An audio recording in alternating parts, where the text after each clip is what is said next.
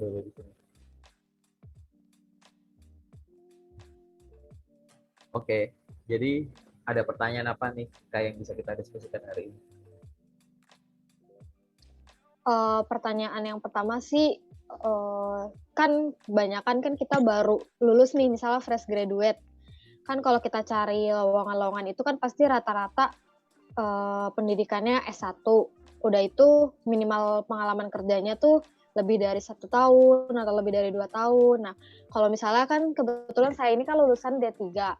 Kalau misalnya lulusan D3 tuh bisa nggak sih ngelamar ke yang kualifikasinya itu S1 atau misalnya yang saya ini masih fresh graduate belum ada pengalaman, coba ngelamar untuk yang, kualifikasinya minimal 1 tahun gitu. Nah, itu tuh suka jadi pertanyaan sih, itu tuh bisa atau enggak gitu. Oke, Ini heeh, kenapa? ini berarti saya tanya langsung dijawab sama Kakaknya atau Ya, gimana? ya aku jawab dulu ya satu-satu ya gitu. Aku Oke oke. coba share screen layar putih. Apakah sudah muncul layar putih di situ? Udah Ya, layar muncul. putih gitu ya. Jadi gini, aku kasih tahu dulu ya. Mhm. Pengalaman bekerja itu atau pengalaman atau infoloker aja lah. Infoloker itu dia bisa dibagi jadi tiga gitu. Ada yang sifatnya itu dia itu spesialis. Ada yang sifatnya generalis gitu. Ada yang tengah-tengahnya, gitu, semi generalis gitu. Jadi spesialis. Maksudnya gimana? Contoh pertama dari sisi tadi kamu ngasih contoh pendidikan ya, gitu kan. Pendidikan.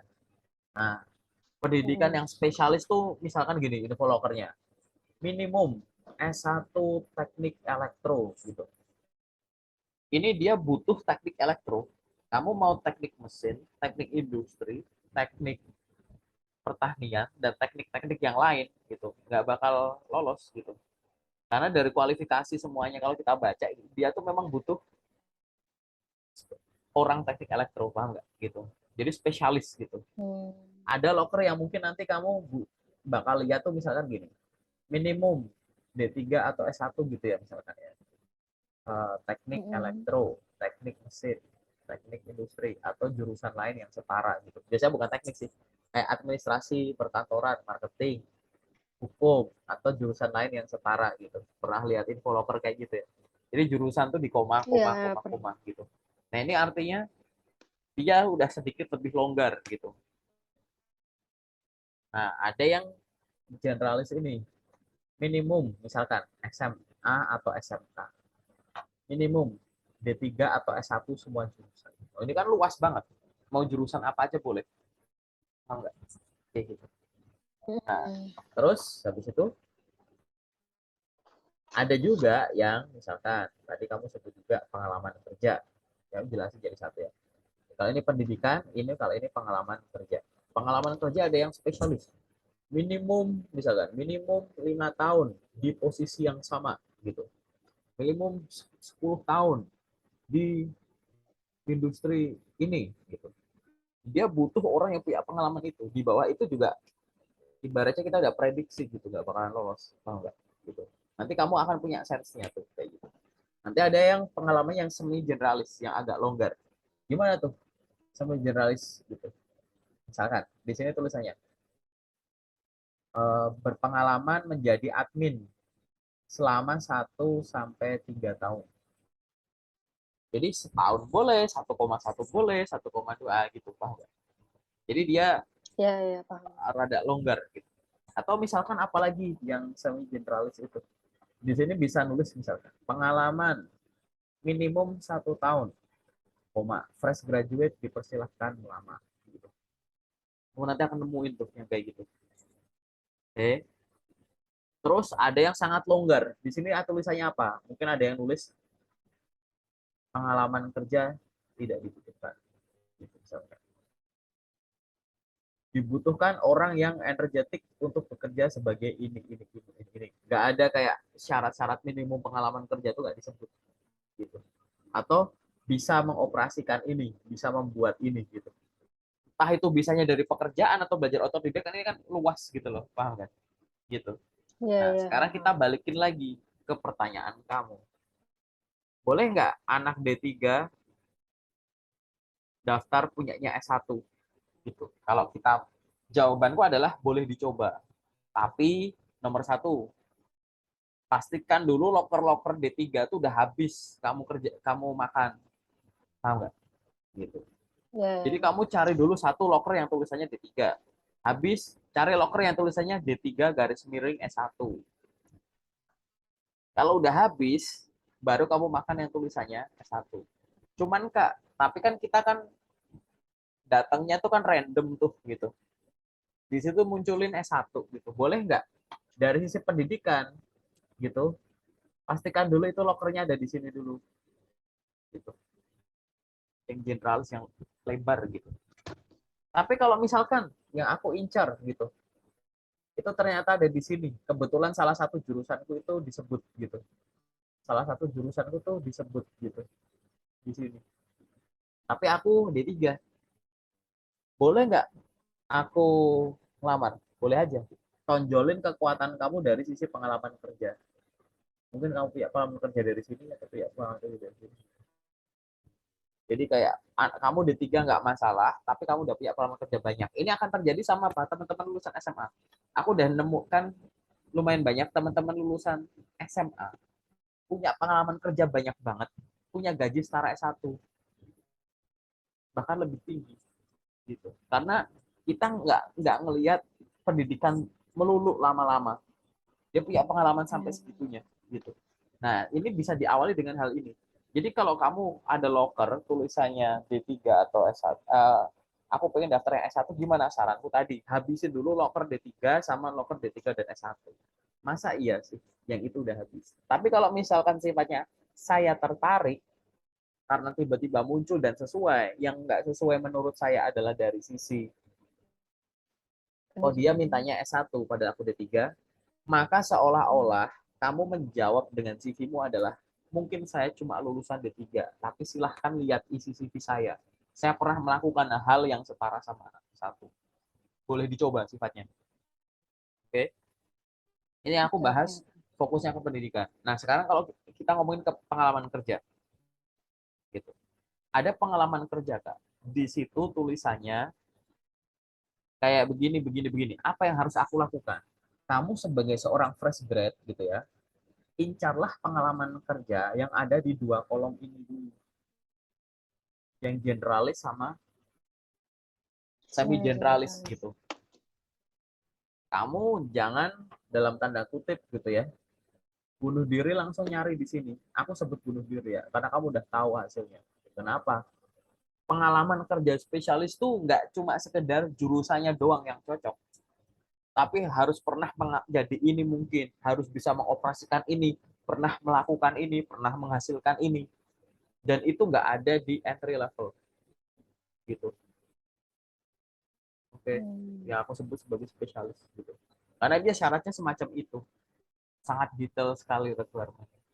Nah, gimana kalau misalkan aku seorang fresh grad, habisin dulu loker yang tulisannya untuk fresh grad gitu. Habisin dulu loker yang tulisannya pengalaman untuk sekian, minimum punya pengalaman sekian. Kak, aku punya pengalaman magang. Magangku 6 bulan. Terus habis itu magang lagi 3 bulan. Total pengalaman magang 9 bulan. Info lokernya tulisannya pengalaman minimum 1 tahun. Nah, pengalamanku cuma 9 bulan. Boleh nggak lamar? Boleh. Kamu harus selalu bayangkan yang aku tulis di CV itu seolah aku bilang, mungkin yang Anda butuhkan pengalaman kerja minimum 1 tahun. Dan yang saya miliki cuma 9 bulan. Tapi silahkan baca bagian yang lain. Karena gitu ya, walaupun saya cuma baru 9 bulan, saya sudah pernah punya tanggung jawab sebesar ini, punya prestasi sebesar ini, dan setelah saya menyelesaikan tanggung jawab itu, sekarang saya punya skill ini, gitu. Sudut pandangnya itu di situ. Oke, nah sudut pandang ini jangan hanya berhenti di otak kamu, tapi sudut pandang ini tertuang di CV, termasuk cara nulisnya gimana. Jadi nulis di CV itu tidak hanya jujur, tapi gunakan dengan bahasa yang menarik, dengan bahasa yang menjual. Itu yang harus dilakukan. Coba cari loker-loker yang tadi dulu, gitu. Cari loker yang tidak membicarakan itu dulu, terus cari loker yang tidak tulisannya tadi pengalaman minimum sekian, graduate dipersilahkan melamar gitu.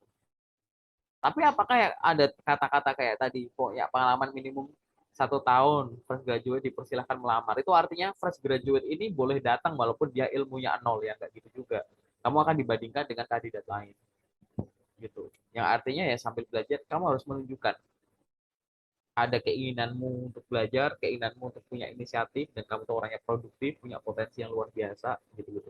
Cuma butuh dikasih kesempatan gitu-gitu. Jadi tadi dicoba dulu. Orang kayak kamu ini ya, teman-teman yang masih ada di entry level apa fresh grade aja ya gitu. Silahkan kalau mau nyari lowongan kerja, baik itu sesuai jurusan atau enggak, mungkin boleh coba yang semi generalis atau generalis gitu. Itu dulu. Oke. Tapi enak ya Kak, orang yang punya pengalaman kerja, lo enggak, masing-masing tuh punya kelebihan dan kekurangan. Orang yang punya pengalaman kerja kayaknya yang loker isinya cuma yang pengalaman kerja doang, enggak. Loker fresh grade juga banyak gitu. Tapi kalau misalkan kamu cuma dapatnya dikit gimana? Mungkin kamu tempat nyarinya yang enggak sesuai. Ibarat kamu nyari buah, datangnya ke minimarket. Di minimarket itu juga ada buah misalkan. Cuman kan jumlahnya terbatas. Nyari buah ya coba ke ini. Atau sama kayak kamu datang ke ibu-ibu yang jual sayur tuh di pengkolan, di kampung gitu ya. Cari ikan, ya ikannya terbatas. Cari ikan lengkap di pasar ikan gitu. Sama kayak loker gitu. Barangkali kamu nyarinya di sini tuh ya memang kebanyakan kayak gitu. Tapi apa yang bisa aku cari? Ya macam-macam kamu optimalkan. Channelmu untuk nyari kerja tuh diperluas. Jangan cuma website perusahaan. Semua platform kamu pakai yang gede-gede, yang bagus-bagus. Terus nggak cuma itu, optimalkan dari sisi filteringnya. Filtering berdasarkan lokasi, mungkin filtering berdasarkan pengalaman kerja, filtering berdasarkan tingkat pendidikan gitu. Apalagi harus dioptimalkan, bangun koneksi. Gitu. Recruiter tuh ada di mana-mana, di LinkedIn misalkan. Kenalan sama mereka, tanya sama mereka gitu. Jadi situlah makin lama makin luas bahwa kamu akan tahu bahwa loker-loker untuk lulusan D3 itu banyak. Gitu. Aku bisa bilang gini karena adikku D3 ya, dua adikku tuh D3 awalnya. Gitu. Jadi caranya memang semacam itu. Dan, dan, dan itu bisa-bisa saja. Seolah-olah orang yang punya pengalaman kerja itu pasti dominan gitu ya, kayak lokernya gini, enggak juga. Orang-orang yang sudah punya pengalaman kerja itu juga iri sama fresh grade. Iri apa? Kalian masih muda. Loker-loker tuh mensyaratkan usia tuh banyak, yang nyari cuma maksimal 24, 25 tahun, maksimal 30, maksimal 28 gitu. Itu banyak. Itu nggak bisa dimasukin sama yang senior. Yang senior tuh punya ilmunya tapi usianya nggak masuk gitu. Bukan untuk peruntukannya. Nah, makanya tadi gitu. Yakin aku 100% loker-loker yang untuk fresh grade itu banyak gitu. Yang penting nyoba aja. Begitu nggak sesuai dari sisi pendidikan, kamu tuh langsung, makanya Kak, kalau udah jadi CV kamu baca, seolah-olah tuh aku pengen bilang mungkin pendidikan cuma D3, tapi aku pernah melakukan tugas dan tanggung jawab seperti layaknya anak S1. Boleh. Gimana cara menuangkannya?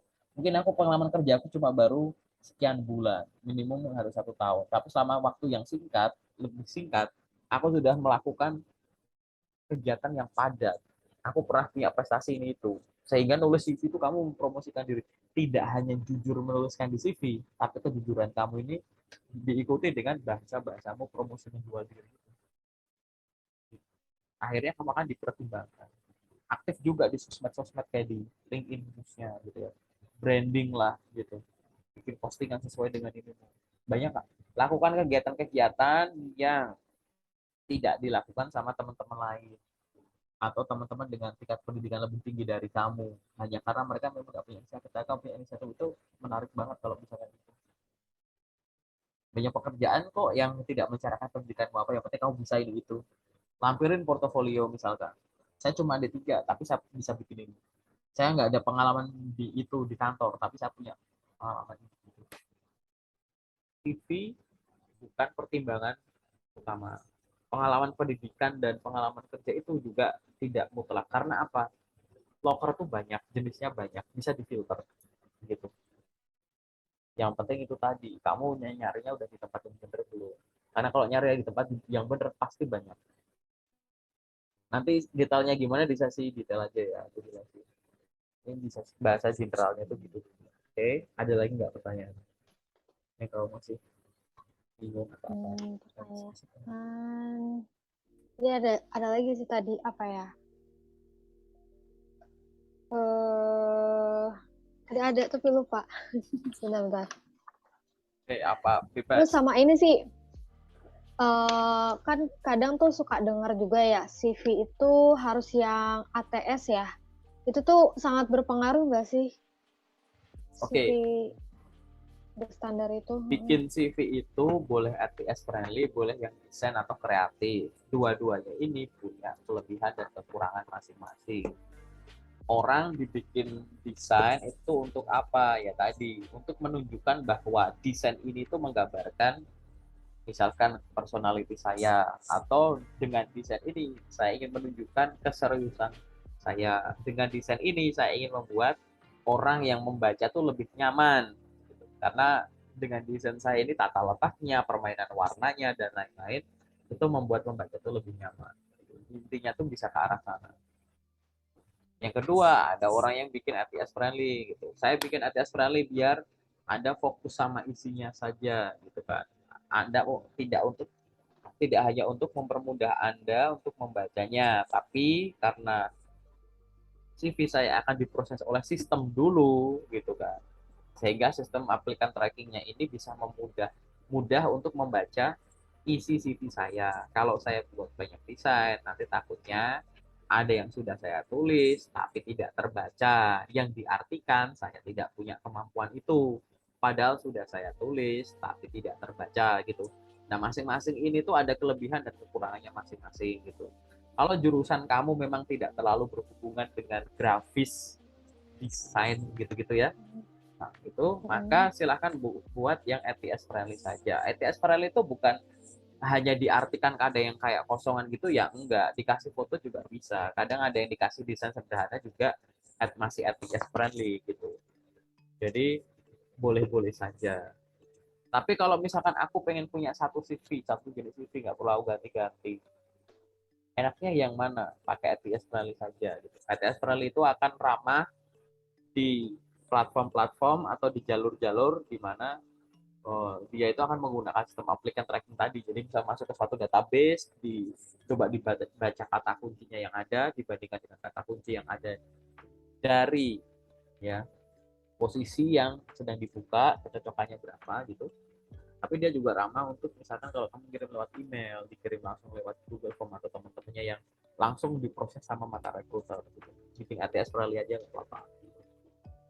Sebenarnya itu aja sih. Nah, ada teman yang bilang bahwa nah, aku panggilanku udah banyak kok pakai CV desain, aku percaya. Kak, aku pakai tes friendly panggilannya lebih banyak, aku percaya.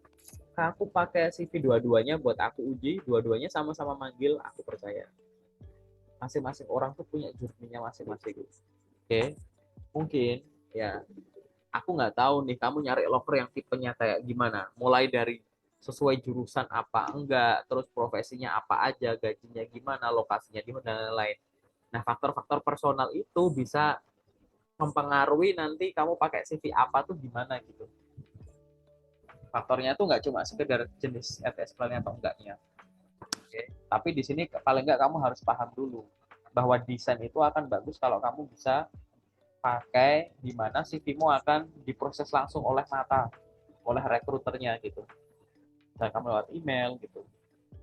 Tapi kalau kamu ngirimnya lewat website perusahaannya, lewat portal-portal karir, nah aku akan menyarankan silahkan pakai yang FIS. Nah, ini harus diuji gitu. Karena apa? Percuma kamu bikin FIS atau desain, ternyata ada informasi di dalam CV yang nggak kamu tulis. Atau ditulis seadanya, jadi bahasanya kurang menjual. Ya sama aja. Gitu. Jadi harus diuji. Mungkin nggak cuma dari isinya, tapi dari apa? Frekuensinya, intensitasnya. Kamu CV udah dibikin bagus, dari desain bikin ATS friendly, tapi kirim lamaran sehari satu, sehari dua gitu. Ya gimana kamu dapat pekerjaan yang cocok? Teman-teman di grup tuh rata-rata sehari bisa 20 sampai 30 lamaran per day. Gitu. intensitas tinggi gitu. Kok bisa sih 20 lamaran? Itu asal ya Kak? Ya enggak, itu diprogram. Gimana caranya? Ya sumber lokermu apa? Website, LinkedIn, Jobstreet, Glints gitu. 4, 20 bagi 4, 5. Ya kan? Ya udah. Kamu buka LinkedIn doang, cari 5 loker, udah skip. Buka Jobstreet, cari 5, skip. Terus. Dan selesai sampai akhir, pulang lagi ke depan. Gampang gitu. Sumber loker tuh banyak gitu. Itu caranya kayak gitu. Membaginya tuh kayak gitu. Masa iya sih kamu katakanlah sejam buka LinkedIn nyari 5 susah? Enggak lah. Tiap hari itu aku nge-share locker aja berapa itu? Ya, Itu banyak. dari banyaknya itu. Mungkin bukan salah CV-nya, tapi salah pakainya. CV itu harus dua, benar isinya, benar bikinnya, dan benar cara pakainya. Bikinnya bener, cara pakainya nggak bener ya, ya susah. Gitu. Atau cara pakainya bener, bikinnya salah ya, ya susah juga. Apalagi dua-duanya salah, gitu kan, kurang optimal lah. Gitu. Itu faktor-faktornya itu di situ. Semoga cukup jelas ya. Ya, jelas. Terus kalau misalnya tahap-tahap untuk itu apa aja Kak? Ngelamar kerja tuh.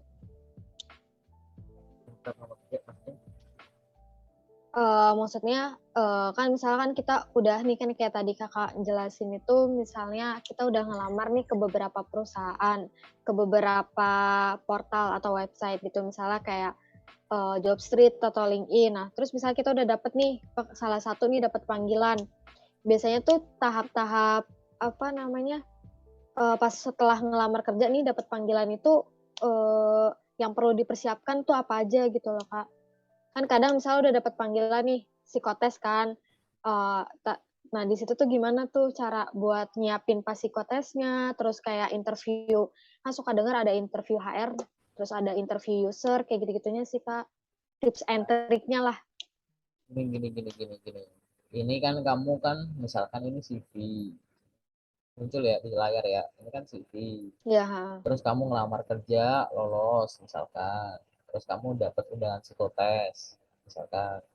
Dari psikotes mungkin kamu nanti akan ada panggilan interview HR. Terus kada langsung misalkan ini aku alur pendek-pendek aja ya interview user misalkan. Hmm. Terus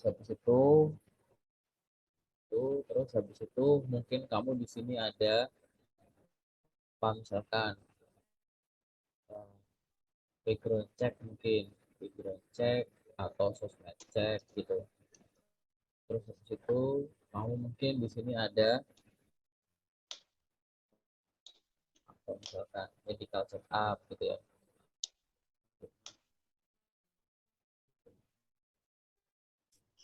Terus habis itu di sini mungkin ada offering gitu. Dari offering terus deploy onboarding gitu atau mulai masuk lah gitu. Misalkan kayak gini misal kayak gini kan. Terus yang harus kamu lakukan ya apa sih sebenarnya dari sini ke sini ya sama aja gitu. Yang harus kamu lakukan tuh sebenarnya di awal tuh ini loh. Saya tuh seminggu bisa ngirim lamaran berapa? 100 misalkan. Dari 100 lamaran yang lolos ke tahap selanjutnya berapa? Yang berhenti ke tahap selanjutnya berapa? Yang nggak ada jawaban berapa? Oh, ternyata yang lolos tahap selanjutnya 10, yang berhenti 40, yang nggak ada kabar 50. Nah, ini follow up semua nih. Yang nggak yang 10 lolos ke tahap selanjutnya tuh apa? Ada di dia tuh yang ke sini eh, psikotes. Ada yang dia langsung interview gitu. Kemana gitu. Ada yang suka kebalik-balik ini tuh gitu. Tapi yang bener ya biasanya gini psikotes dulu baru interview gitu. Terus habis itu kadang ini juga interview bisa gabung HR sama user ini jadi interview panel gitu. Nah, ini ada 40 nih yang nggak lolos, 40 nggak lolos tuh kamu cari tahu kenapa aku nggak lolos, apa yang salah. Kebanyakan yang nggak lolos aku ngirimnya pakai apa gitu. Terus yang nggak ada kabar nih, apa yang harus kamu lakukan? Follow up. Cari rekruternya, kamu DM. Gitu.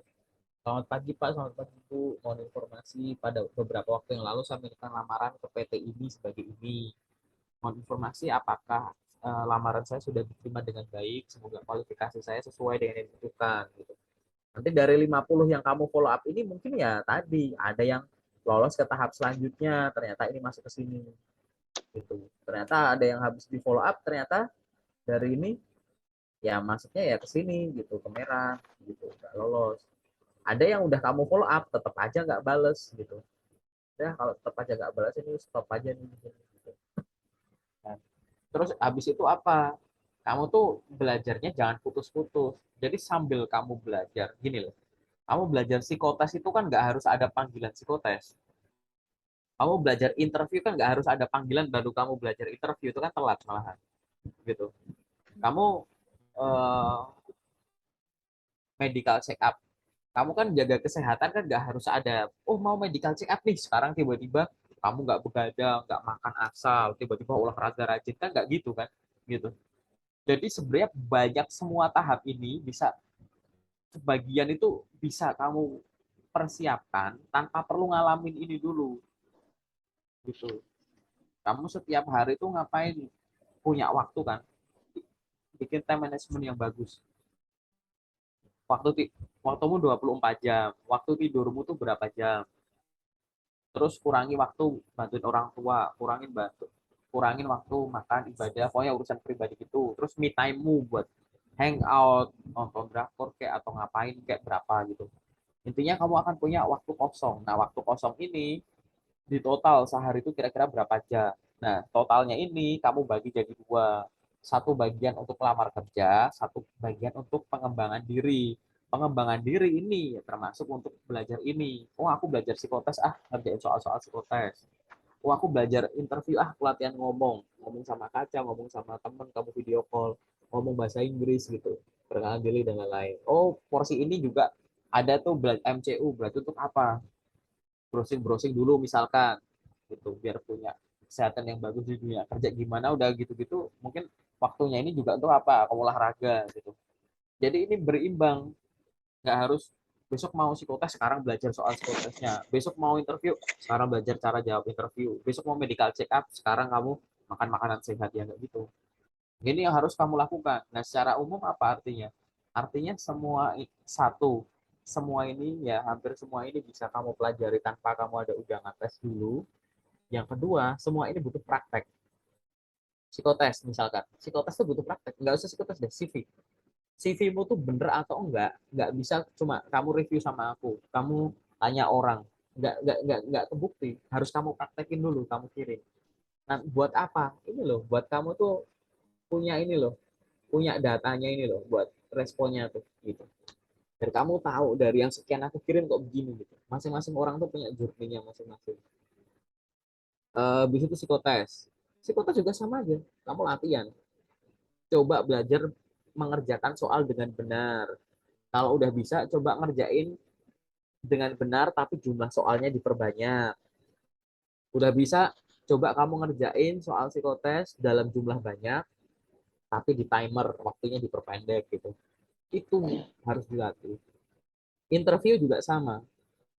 Nggak cukup belajar kayak cari di internet. Cara menjawab pertanyaan interview ini, atau pertanyaan interview yang sering muncul. Akhirnya muncul tuh, oh kalau ditanya gini, jawab gini. Belajar teorinya aja, boleh nggak? Boleh. Itu cuma sebagian porsinya. Biar kita ada referensi. Tapi sebagian itu butuh jam terbang. Jam terbang ini jam terbang ngomong. Jam terbang ngomong nggak harus di momen interview. Ngomonglah sendiri, ngomong sama temen gitu. Interview yuk gitu. Aku dulu sering random call temen, telepon, bro kosong nggak video call, kasih aku satu pertanyaan interview dong gitu, terus aku jawab, oke gantian, terus coba kamu nilai aku gimana gitu, oh ya udah makasih ya, matiin telepon orang lain gitu. Banyak cara sebenarnya, nonton channel-channel YouTube, public speaker bagus, motivator gitu, biar ngomongmu tertata, gestermu, bahasa-bahasa non verbalnya itu bagus gitu. Itu yang harus dilakukan gitu. Terus interview HR user sama aja, pelajari pertanyaan yang biasa muncul, pertanyaan pelajari pertanyaan-pertanyaan yang biasa muncul untuk bidangmu, terus dilatih. Terus MCU juga sama, medical check up tuh ngapain aja sih, gini gini gini gini. Oh, ngukur ini. Itu ngukur apanya? Ketahanan organ ini belajar. Itu meningkatkan ini tuh gimana gitu ya. Menjaga kesehatan organ-organ tertentu atau sistem-sistem tertentu gimana. Oh, olahraga gini, lakukan olahraga rutin sesuai kemampuan gitu. Ada nanti akan ada background check sosmed. Oke, sosmed nanti akan dicek. Background check itu gimana sih? Mungkin nelpon reference gitu, kontak referensi. Mungkin nyari nama lengkapmu di Google. Mungkin kepoin LinkedIn, Instagram dan lain-lain gitu. Gimana caranya ya biar kelihatan profesional? Bukan dikunci, friend-nya dihilangin nggak gitu juga. Bukan dia diaktifasi. Wah, umpetin aja semua sosmed itu ya nggak bisa gitu. Belum nanti offering, apa yang harus dipertimbangkan di offering gitu. Itu semua bisa, mayoritas tuh bisa dipelajari tanpa kamu ngalamin tes dulu gitu. Nggak harus, jangan kayak sistem kebut semalam atau kebut beberapa jam berapa hari gitu ya, bisa dipersiapkan jauh-jauh hari tadi. Pokoknya setiap hari itu ada porsi untuk lamar kerja, ada porsi untuk pengembangan diri. Kalau kamu bisa ngelakuin itu bagus, jangan kayak tiap hari sibuknya ngelamar kerja mulu gitu, ya nggak bisa. Aku ada waktu kosong 5 jam, pagi sejam, siang sejam, sore sejam, malam 2 jam, ya udah. Pagi siang sore untuk lamar kerja, yang malam untuk belajar boleh. Pagi siang sore itu untuk uh, lamar kerja, malam sejam untuk baca-baca, sejam untuk olahraga, gitu. Boleh. Yang penting rutin. Nah, kalau udah rutin gitu enak nanti. Akhirnya bisa mengukur ini ya, aku lingkarin biru ini. Dari sekian lamaran tuh yang respon tuh berapa, apa yang harus aku tingkatin gitu. Nanti kamu akan tahu tahap mana sih pakai CV yang sama ini. Kamu tuh paling jauh tuh lolos sampai tahap mana. Terus tahap mana yang paling sering aku gagal gitu. Apa yang harus aku lakukan? Oh, aku paling sering gagal di interview. Aku harus belajar interview ekstra nih. Itu yang harus dilakukan. Udah, cukup itu. Nggak ada yang lain-lain lagi. Tips dan kisi-kisinya cuma itu. Pelajari semuanya sampai ujung. Walaupun belum ada panggilan, kau belajar persiapan tuh sampai ujung. Bukan kayak parsial gitu. Satu gitu. Nggak gitu. Kan mungkin kamu di satu perusahaan baru ke tahap psikotes, perusahaan ini kan udah sampai sana, perusahaan ini baru sampai sini gitu, kan nggak bisa ini. Makanya kamu sejak awal langsung belajarnya sak pojok gitu. Badan kamu sehat, kamu soal psikotes kebiasa, ngomong kebiasa, ketemu sama orang baru, orang yang lebih hebat, mau ngomong secara langsung atau ngomong di depan kamera udah enak gitu kan. Terus main di sosmed juga lancar-lancar aja gitu, gitu udah gak ada masalah, udah ngalir aja gitu. Gitu ceritanya, Kak. Kebayang ya? Ya, kebayang. Terus apa lagi ya, Kak? Ya apa, paling kalau baru kayak gitu nggak apa-apa.